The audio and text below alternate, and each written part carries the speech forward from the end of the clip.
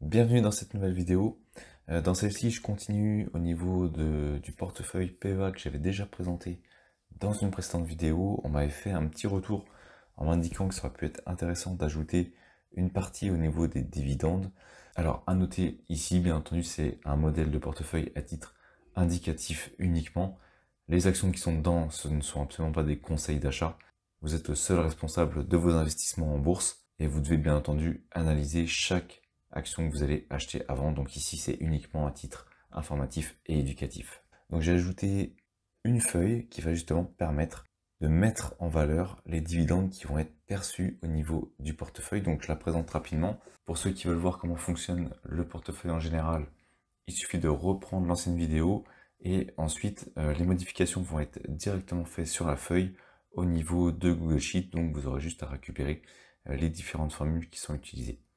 Alors au niveau ici de la feuille activité, donc j'ai rajouté plusieurs actions sur lesquelles on aurait perçu des dividendes. Alors j'ai mis n'importe quoi, mais peu importe, c'est juste pour l'exemple. Par rapport au premier portefeuille, ici j'ai été obligé de rajouter deux éléments, le mois et l'année. C'est ce qui me permet de récupérer les informations. Ici on va le voir dans la feuille dividende. Donc rassurez-vous, hein, ça se calcule automatiquement. Il y a la formule qui va le calculer automatiquement, vous n'avez rien à faire.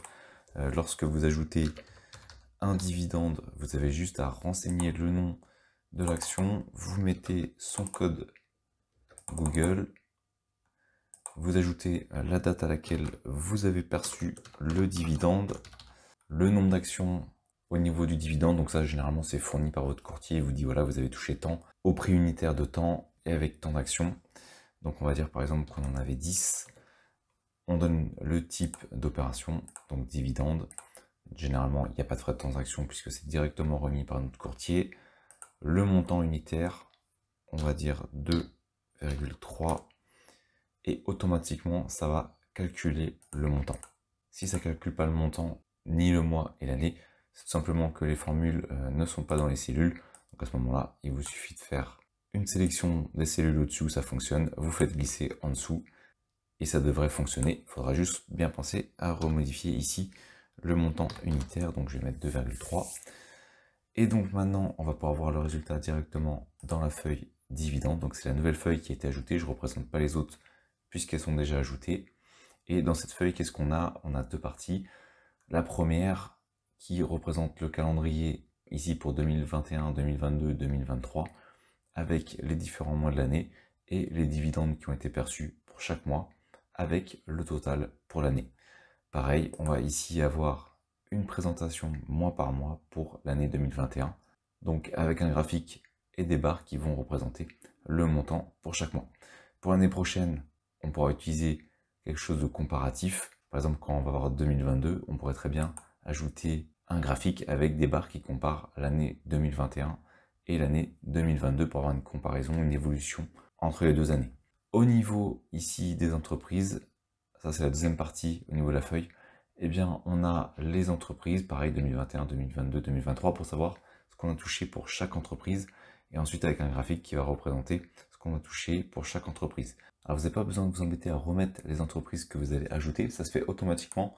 Ici c'est la formule unique qui reprend la liste des entreprises qui se trouvent dans le portefeuille, donc elle reprend ici la liste. Plus vous allez ajouter d'entreprises, plus ça va se calculer ici automatiquement, donc ça va ajouter automatiquement les entreprises et ensuite vous n'aurez plus qu'à faire glisser la formule pour chaque entreprise pour récupérer les informations et ensuite à ajouter ici au niveau du graphique, vous double-cliquez dessus et ici au niveau de l'axe, vous avez juste à supprimer.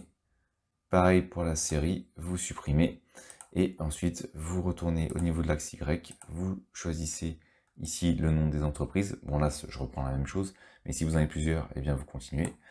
Et ensuite vous faites OK, vous retournez sur la série, pareil, ajoutez la série, ça ce sont les données que vous souhaitez afficher, donc ce sont les données qui vont refaire représenter les valeurs dans le graphique.